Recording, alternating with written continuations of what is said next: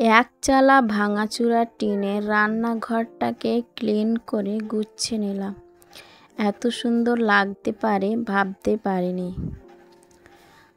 তো আমি খুব সকালেই উঠেছি, সকালে উঠে মেয়েকে খাইয়েছি আর নিজেও কিন্তু খেয়ে নিয়েছি। আজকে দুধ আর পাউরুটি খেয়েছি, মেয়েকে খাইয়েছি, তার সাথে কিন্তু আমিও খেয়ে নিয়েছি। তারপরে কিন্তু আমি কাজে লেগে পড়েছি। তো বাসন টাসন কিন্তু মাজা ধোয়াই ছিল, সেগুলোকে কিন্তু এখন আড়াল করেই কিন্তু আমি ঝুলটা প্রথমে ঝেড়ে নিচ্ছি রান্নাঘরে। কারণ ঈদ তো চলেই আসছে, ঈদ উপলক্ষে কিন্তু এইসব কাজগুলোই করে নিচ্ছি। তো কারণ ঈদ তো আর কয়েকদিন বাকি, কারণ কুরবানির ঈদ, ঈদুল আজহা। তো মনের মধ্যে খুব আনন্দ কাজ করছে, সকলেই সবাই নিয়ে হই হুল্লোড় করেই কিন্তু একসাথে সব কাজ, নিজের নিজের কাজ মানে কাজ সামলাচ্ছে। তো এইভাবেই কিন্তু, আর আমরা তো জয়েন্ট ফ্যামিলিতে থাকি, তো একসাথে জায়েরা সব মিলেমিশেই কিন্তু কাজগুলো করে নিচ্ছি। তো আসসালামু আলাইকুম বন্ধুরা, তোমরা সবাই কেমন আছো? আশা করি আল্লাহর দয়ায় তোমরা বেশ ভালো আছো। আলহামদুলিল্লাহ, আমরাও বেশ ভালো আছি। নতুন দিনে আর একটা নতুন ভিডিও নিয়ে তোমাদের মাঝে চলে এসেছি। দেখতে থাকো বন্ধুরা, আজকের ভিডিওটা তোমাদের কাছে ভীষণ ভালো লাগবে। তো প্রথমে কিন্তু ঝুল ঝেড়ে নিলাম, তারপরে কিন্তু সব কিছু মোছামুছি চালু করে দিয়েছি। তা আগে ফ্রিজটা মুছে নিলাম আর চালের ড্রামটাকেও মুছে নিলাম, কারণ এই দিক থেকে মানে দরজার দিক থেকে কিন্তু আমি শুরু করেছি। তারপরে এই পর্দা মানে রান্না যে করি ওখানটায় টিনগুলো কিন্তু মরচে পড়ে গিয়েছিল, সেই কারণে কিন্তু পর্দা লাগিয়েছিলাম।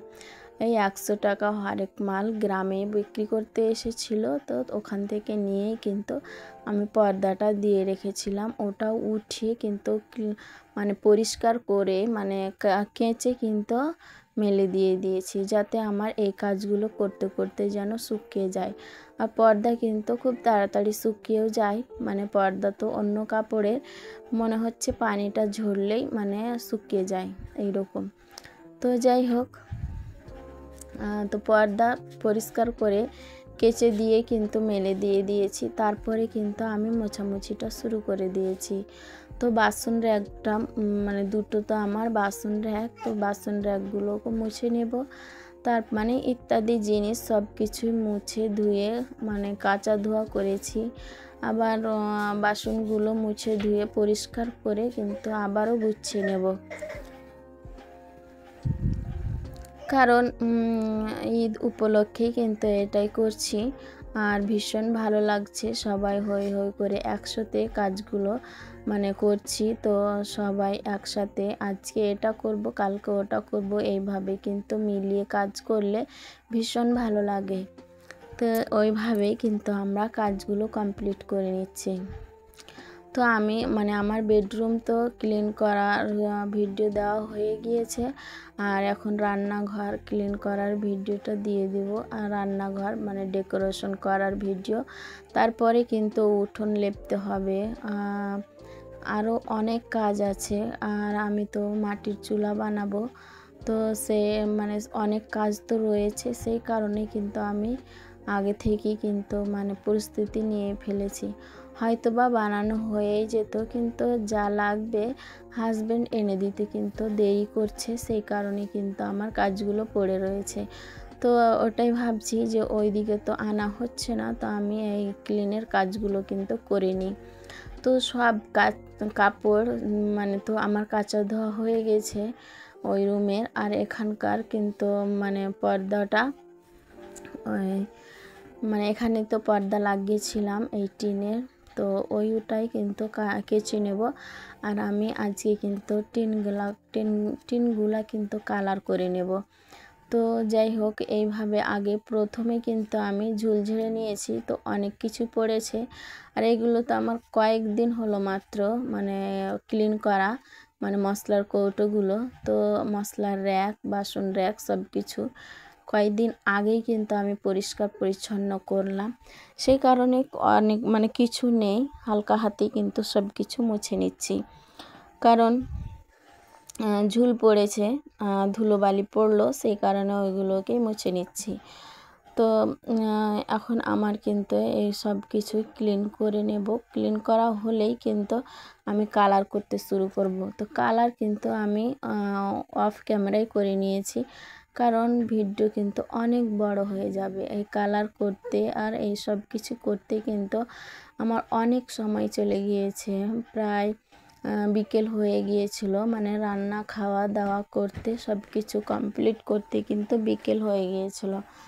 তো যাই হোক, দুদিন ধরে কিন্তু অনেক ব্যস্তময় দিন কাটছে, ব্যস্তভাবে মানে অনেক কিছুই করছি। তো মানে বেডরুমটাকে ক্লিন করলাম, একদম ডিপ ক্লিন। রান্নাঘরকে আজকেও কিন্তু ডিপ ক্লিন করতে শুরু করেছি। তো রান্নাঘর ডেকোরেশন করে নিচ্ছি। তো এইভাবে কিন্তু মানে রাত্রিবেলায় তো বাসন মেজে ধুয়ে তারপরে চুলাটাকেও মেজে ধুয়ে, মানে কাঁচা ধোয়া চুলাটাও কিন্তু মানে খারাপ হয়ে গেল। তো এখন আমি ধুলো পড়েছিল, মুছলেই কিন্তু পরিষ্কার হয়ে যাবে। তো মুছে নিলাম, তো এখন চকচক পরিষ্কার হয়ে গেল। তো যে সমস্ত দিদি বোনেরা আমার চ্যানেলের মধ্যে নতুন এসেছো, আমার ভিডিও প্রথমবার দেখছো, আমার ভিডিও দেখতে যদি তোমাদের একটু হলো ভালো লেগে যায়, তাহলে আমার চ্যানেলটাকে সাবস্ক্রাইব করে বেল আইকনটা প্রেস করে দিতে পারো। এতে করে যেটা হবে, আমার ভিডিও ছাড়া মাত্রই তোমাদের কাছে নোটিফিকেশন পৌঁছে যাবে সবার আগে। তখন তোমরা সময় সুযোগ করে দেখে নিতে পারবে। আর যারা অলরেডি এই কাজটি করে দিয়েছো, তাদেরকে অসংখ্য ধন্যবাদ। তো এখন দেখতেই পাচ্ছ আমার সব কিছু মোছামুছি করে কমপ্লিট হতেই না হতে পর্দা কিন্তু শুকিয়ে গিয়েছে। তারপরে কিন্তু আবারও আমি জায়গার জিনিস জায়গায় সেট করে দিচ্ছি। তো এইভাবে পর্দাটা দেওয়ার কারণ হলো, মানে এখানে তো রান্না করি, তো তেল চিটচিটে হয়ে মানে টিনের রান্নাঘর, তো টিনের অলটা কিন্তু মরচে পড়ে গিয়েছে। মানে যেখানটায় রান্না করি সেই জায়গাটুকু মানে বেশি তেল চিটচিটে হয়, সেখানটায় কিন্তু মরচে পড়ে গিয়েছে। সেই কারণে কিন্তু এইভাবে আমি পর্দা লাগিয়ে দিয়েছি। তো যাই হোক, এখন আমি তোমাদের মানে ভালো করে ঘুরিয়ে দেখিয়ে দিব রান্নাঘরটা আমি কিভাবে পরিষ্কার পরিচ্ছন্ন করে নিলাম। তো একটু কিন্তু আলাদাভাবে পরিষ্কার করে নিয়েছি। মানে চুলার টেবিল কভারটা কিন্তু এইরকমভাবে দেওয়া ছিল না, তো একটু অন্যভাবে দিয়ে নিয়েছি। তারপরে টিনগুলো কালার করেছি। ফ্রিজের পিছন দিকটা ওটা কিন্তু কালার করতে রয়েছে, আর রং ছিল না, তো সেই কারণে কিন্তু করা হয়নি। ও আনবে, তারপরে কিন্তু সব কিছুই কিন্তু আমি কালার করে নেব। বেশ ভালো লাগছে কালার করার পর, কিন্তু রান্নাঘরটা খুবই সুন্দর লাগছে। আমি ভাবতেই পারিনি যে এত সুন্দর লাগবে, এত চমক দিবে। তো আমার ভীষণ ভালো লাগছিল। মানে পরিষ্কার করতে তো সময় লাগে, কষ্ট লাগে, কিন্তু পরিষ্কার পরিচ্ছন্ন করার পর, ডেকোরেশন করার পর এত ভালো লাগছিল কি বলবো, যে আমার সারাদিনের খাটুনি একদম বিফলে যায়নি, সার্থক হয়েছে। তো খুবই সুন্দর লাগছিল। এখন এইটুকু কাজ বাকি রয়েছে, এগুলোকেও করে নেব। তো এখানে কিন্তু একটা তাক পরিষ্কার করেছি আর নিচেরগুলো করেছি। ওপরের তাকেই কিন্তু প্রয়োজনীয় কোনো জিনিস নেই, মানে হয়তো বা কোনো দিন লাগতে পারে, এইভাবে কিন্তু রেখেছি। তো এগুলো কিন্তু পরিষ্কার করিনি, নিচের দিকটায় কিন্তু একটা তাক পরিষ্কার করে নিয়েছি। তারপরে দেখো আমার রান্নাঘরটা সত্যি ভালো লাগছে না তোমাদের? কমেন্টের মাধ্যমে জানিও বন্ধুরা। সত্যি সত্যি আমার রান্নাঘরটা ভীষণ ভালো লাগছে, কারণ রান্নাঘর কিংবা বেডরুম, রান্নাঘরটা মানে বেশি মেয়েরা সাজাতে ভালোবাসে। কখন কি মানে এইভাবে তিল তিল করে কিনে কেটে কিন্তু আমি আমার রান্নাঘরটাকে সাজিয়ে গুছিয়ে নিয়েছি। তো প্রথমে কিন্তু এভাবে সাজানো গোছানো যায় না, আস্তে আস্তে ধীরে ধীরে কিন্তু আমি সব কিছু জোগাড় করেই কিন্তু এভাবে আমি ক্লিন করে টিপটপ করে রাখি।